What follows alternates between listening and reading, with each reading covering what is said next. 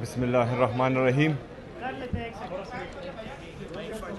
ایاک نعبد و ایاک نستعین۔ سب سے پہلے میں تحریک تحفظ آئین پاکستان کو مبارکباد اور خراج تحسین دونوں پیش کرتا ہوں۔ بہت بہترین قومی کانفرنس جاری ہے اور انشاءاللہ ہم پر امید ہے کہ جب یہ ختم ہوگا تو انشاءاللہ تعالی نتیجہ خیز ختم ہوگا۔ جیسا کہ ابھی ہمارے ایک دوست نے بولا بھی کہ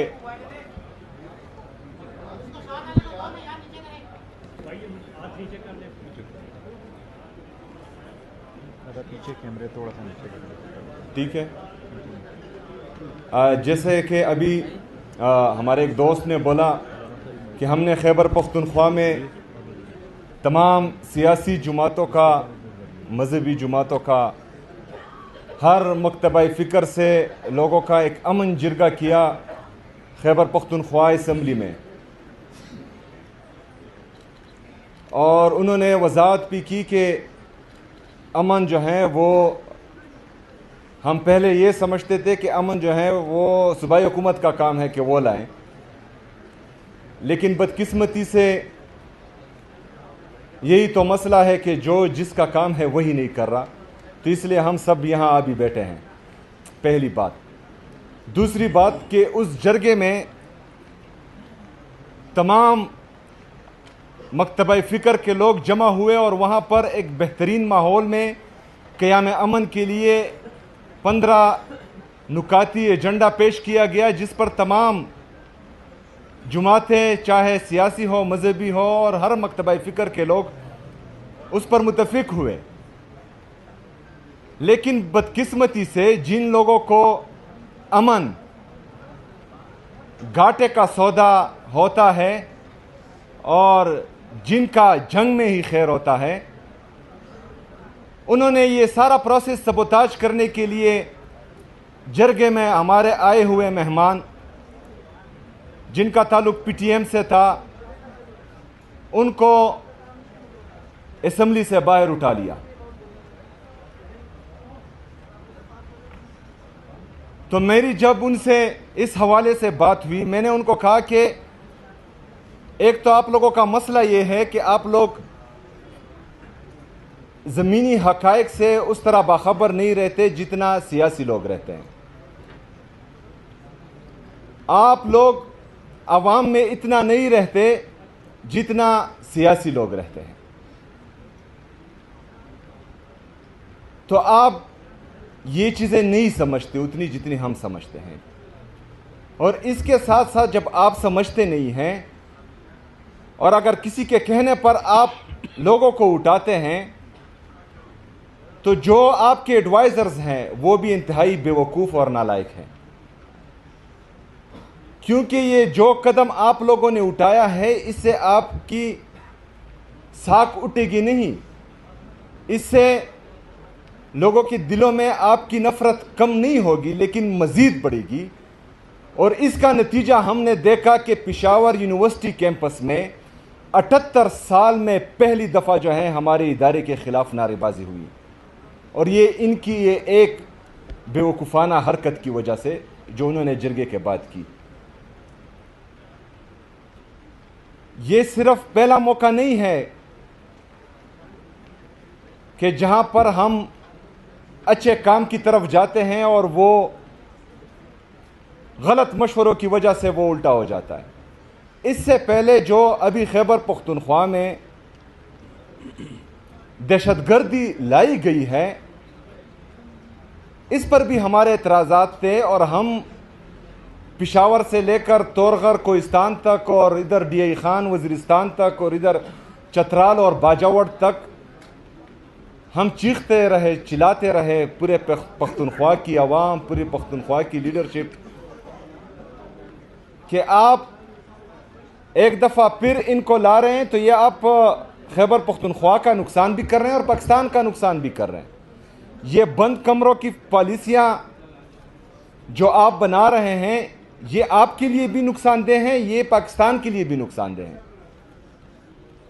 لیکن پہلے ہمیں یہ کہا گیا کہ یہ جھوٹ بول رہے ہیں. ایسی کوئی بات ہے ہی نہیں. ابھی جو ہے یہ آپریشنز کی تیاریاں کر رہے ہیں, تو یا یہ اس وقت جھوٹے تھے یا آج جھوٹے ہیں.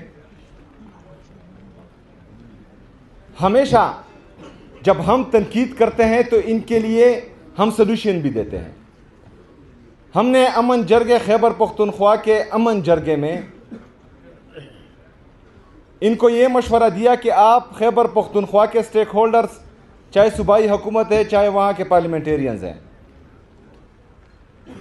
جو ہمارے قومی مشران ہیں, ہمارے قبائلی علاقوں کے مشران ہیں, ہمارے عمائدین ہیں, ان سب کو بلائیں, ان سب کو بٹھائیں, ان سب سے مشورہ کریں, اور جب آپ کلیکٹیو وزڈم سے کوئی قدم اٹھائیں گے تو یہ نتیجہ خیز ہوں گے. اس سے پہلے جتنے بھی 78 سال میں آپ نے جو فیصلہ کیا ہے اس سے ہمیں نقصان ہی ہوا ہے.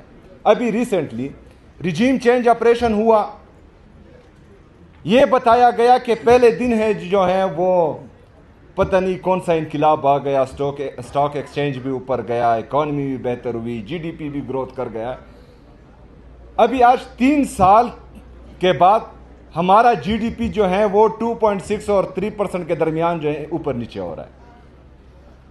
ہمارا 3 سال کا جو انفلیشن ہے وہ 50% سے 55% کے درمیان چل رہا ہے.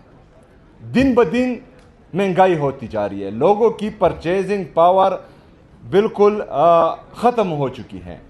ان امپلائمنٹ اتنی ہے کہ اگر آج یہ اعلان کرے کہ جو پاکستان چھوڑ کر جانا چاہ رہا ہے وہ آئے, تو 2 کروڑ سے زیادہ لوگ جو ہیں یہاں پر ایمبیسی کے باہر کھڑے ہوں گے. یہ آپ کی غلط پالیسیاں ہیں. لندن میں بیٹھ کر اگر آپ بند کمروں میں ریجیم چینج آپریشن کا فیصلہ کریں گے تو آپ کی معیشت کا یہ حال ہوگا, آپ کے صوبوں کا یہ حال ہوگا, اور پھر اوپر سے ایسے لوگ بٹھا دیں جو ایک صوبے کے ساتھ مسلسل امتیازی سلوک کر رہے ہیں. مطلب ہمارا ایئر فورس کا جہاز ایک وزیر اعلیٰ کو ایک صوبے سے دوسرے صوبے تک اور ملک سے باہر لے کر جا رہا ہے, اور دوسرے صوبے کا وزیر اعلیٰ وہ اس کا پاسپورٹ سٹاپ لسٹ میں ہے. ایک صوبے کو تمام تر وسائل دیے جا رہے ہیں, اور آئی ایم ایف یہ رپورٹ کر رہا ہے کہ 5,300 ارب روپے کی کرپشن ہوئی ہے اور پاکستانی عوام کے حق پر ڈاکہ ڈالا گیا ہے. اس پر تو چپ. یہ آج میں نے آپ سب کے لیے تمام دوستوں کے ساتھ خیبر پختونخوا کے جتنے بقایا جات ہیں وفاقی حکومت پر یہ آپ کے سامنے ہیں. یہ 4,758 ارب روپے یہ میں نے تمام دوستوں کے لیے آج ثبوت لائے ہیں. یہ ہمارا وفاق پر واجب الادا ہے. 5,300 ارب کرپشن جو رپورٹڈ ہے آئی ایم ایف کی رپورٹ میں وہ کر رہے ہیں, لیکن ہمیں جو ہے ہمارا حق نہیں دیا جا رہا. ایک تو حق نہیں دیا جا رہا, دوسرا خیبر پختونخوا کا وزیر اعلیٰ صرف اپنی لیڈر سے ملنا چاہتا ہے, وہ 10 دفعہ اڈیالہ جیل جاتا ہے, اس کو ملنے نہیں دیا جاتا, اور باہر جو ہے سڑک پر پوری رات گزارتا ہے. یہ کہاں کی جمہوریت ہے؟ یہ کہاں کی انسانیت ہے؟ یہ کہاں کی سیاست ہے؟ اس کے ساتھ ساتھ خود ہی پریس کانفرنس کرنے بھی آ جاتے ہیں کہ ہمارا لیڈر, ہمارا قائد جناب عمران خان صاحب کہتے ہیں یہ نیشنل سیکیورٹی رسک ہے. او بے وقوفوں, یہ نیشنل سیکیورٹی رسک نہیں ہے, یہ آپ کی نیشنل سیکیورٹی کی ضمانت ہے عمران خان صاحب. یہ آپ کی نیشنل انٹیگریٹی کی ضمانت ہے, یہ آپ کی پولیٹیکل اور اکنامک سٹیبلٹی کی ضمانت ہے.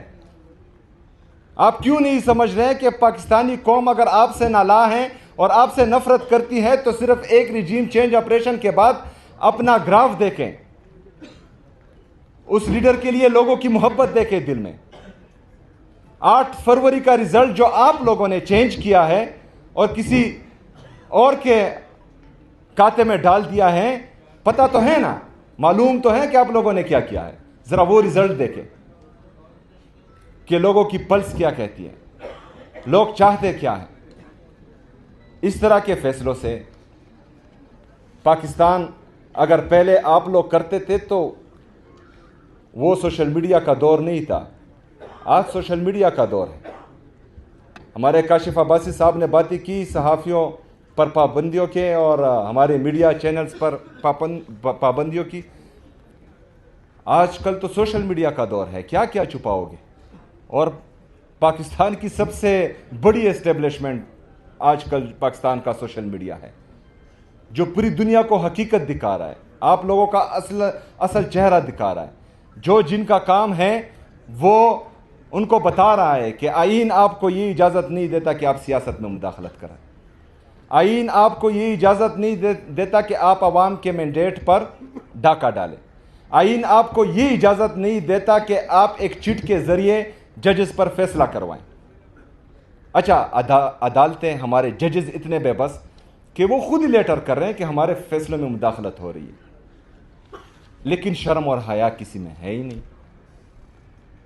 جو لوگ مینڈیٹ چوری کے ذریعے حکومت کا حصہ ہیں، وہ ساری رات ٹی وی پر بیٹھ کر بے شرموں کی طرح باتیں کرتے ہیں۔ مطلب مجھے تو سمجھ نہیں آتی کہ یہ شرم، حیا، عزت، غیرت انہوں نے الماری میں بند کر رکھی ہے کہ پتہ نہیں کہاں پر رکھی ہے، اور تالے بھی لگائے ہوئے ہیں کہ جس طرح کا وہ جھوٹ بولتے ہیں لوگ جو ہیں دیکھ نہیں سکتے اب ان کے چہرے۔ لیکن اس طرح یہ ملک چلے گا نہیں۔ ٹھیک ہے، آپ اپنی انا بغض میں ایک آدمی کو تو وہ جیل میں بٹھایا ہوا ہے ناحق، اس کی اہلیہ بشرا بی بی کو بٹھایا ہوا ہے ناحق جیل میں، ان کی بہنوں پر آپ تشدد تو کر رہے ہیں، ان کے کارکنوں پر آپ جو ہیں وہ لاٹھی چارج کر رہے ہیں، گولیاں چلا رہے ہیں، چادر چار دیواری کی پامالی مسلسل کر رہے ہیں، لیکن اس سے آپ لوگوں کے دل جو ہیں وہ اپنی طرف موڑ نہیں پائیں گے۔ یہ آپ پاکستان کو مزید خراب کریں گے، اس سے جو ہیں ادارے مزید کمزور ہوں گے، اس سے لوگوں کے دلوں میں اداروں کے لیے نفرت مزید بڑھے گی، اور اس سے جو آپ پاکستان کی معیشت کا بیڑا غرق کر رہے ہیں، جس پر میں نے کل بھی بات کی کہ ہم 80,000 ارب روپے کے مقروض ہو چکے ہیں آج، جس میں 36,000 ارب روپے ہمارا بیرونی قرضہ ہے جو ہمارے ڈالر کے ریٹ کے ساتھ منسلک ہے۔ ہمارا ڈالر کا ریٹ فارن ریزرو کے ساتھ منسلک ہے۔ ہمارے فارن ریزرو اگر آج 20 بلین ڈالر ہیں تو اس میں آپ کا 70% حصہ یا I M F, World Bank, Asian Development Bank کے لون کا ہے، یا دوست ممالک نے آپ کو جو ہے خیرات دی ہوئی ہے وہ پڑا ہے۔ 3 سے 4 ارب روپے جو ہیں وہ آپ کے فورن ریمیٹنسز ہیں، ایکسپورٹ تو ہے ہی نہیں، کیونکہ آپ کا ٹریڈ ڈیفیسٹ جو ہے وہ 15 ارب ڈالر تک پہنچ چکا ہے۔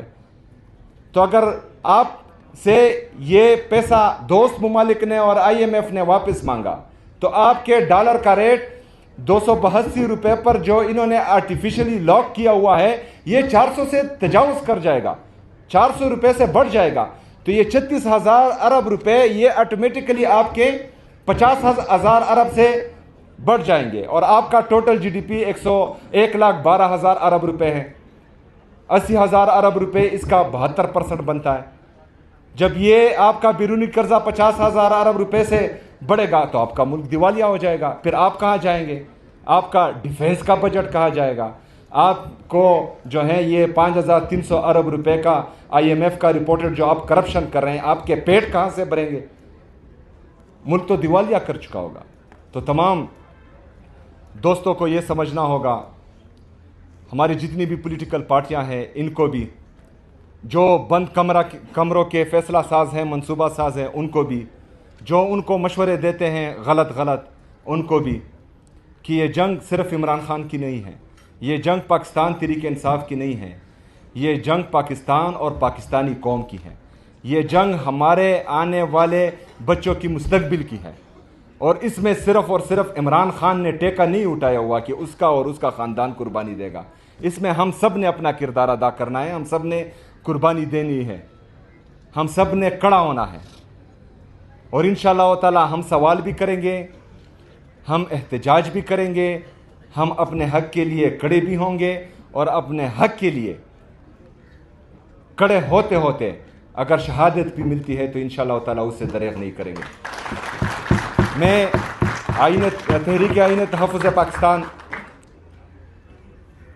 तहरीक तहफ़्फ़ुज़ आईन पाकिस्तान और हमारे जितने भी बाकी पॉलिटिकल पार्टीज़ यहाँ आई हैं, उन सबको ये यकीन दिलाता हूँ कि पाकिस्तान में जमहूरियत की बहाली के लिए, हकीकी आज़ादी के लिए, आज़ाद मीडिया की बहाली के लिए, आज़ाद अदलिया की बहाली के लिए, आइन की बहाली के लिए, पाकिस्तान की खुदी और खुददारी की बहाली के लिए मुझसे बहैसियत पाकिस्तान तहरीक इंसाफ का एक आम कारकुन और सूबे का चीफ एग्जीक्यूटिव मैं आपके साथ खड़ा हूँ। आपके हर फैसले में आपके लिए मैं आपके साथ इंशाअल्लाह ताला चट्टान की तरह खड़ा हूँगा और आप मुझे पहले सफ में पाएंगे। शुक्रिया, मेहरबानी।